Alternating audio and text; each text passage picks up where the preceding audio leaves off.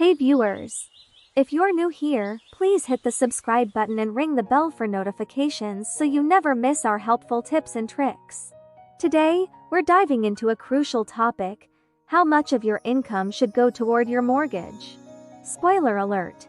It's not as daunting as it sounds, and we will break it down with some fun examples. Let's get started. 1. The 28% rule.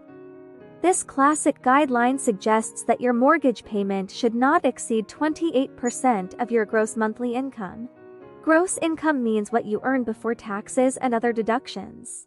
So, if you earn $7,000 a month, multiply that by 0.28, and you get $1,960.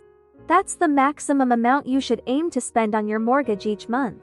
2. The 28/36 rule. Taking it a step further, the 28/36 rule adds another layer. While 28% of your income goes to your mortgage, all your debts combined, including the mortgage, credit cards, student loans, etc., shouldn't exceed 36% of your gross income.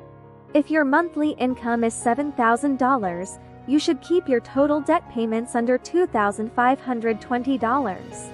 3. The 35/45 model. This model considers both your pre-tax and post-tax income. It suggests keeping all your debts under 35% of your gross income and 45% of your net after-tax income.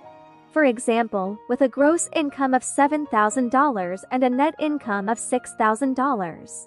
Your total debt payments should not exceed $2,450 or $2,700, whichever is lower.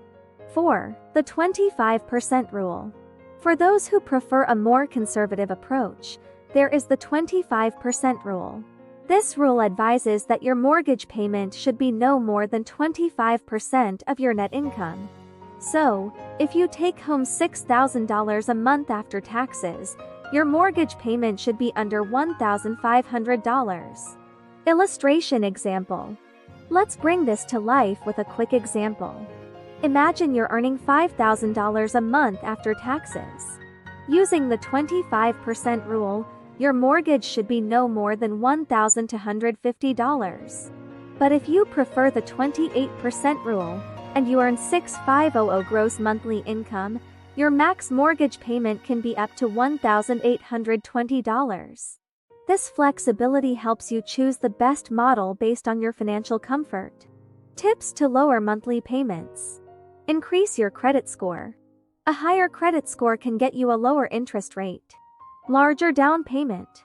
Putting down more money upfront reduces the loan amount. Extend your loan term. While this lowers monthly payments, it increases the total interest paid. Eliminate PMI. Save at least 20% for a down payment to avoid private mortgage insurance. Conclusion. Understanding how much of your income should go toward your mortgage is crucial in managing your finances smartly. Whether you follow the 28% rule, the 28/36 rule, the 35/45 model, or the conservative 25% rule, choose what best fits your financial situation and future goals. If you found this video helpful, give it a thumbs up and share it with anyone you know who's looking to buy a home. Don't forget to subscribe for more tips on home buying, budgeting, and living your best life. Thanks for watching, and happy house hunting. Thanks for joining us. See you next time.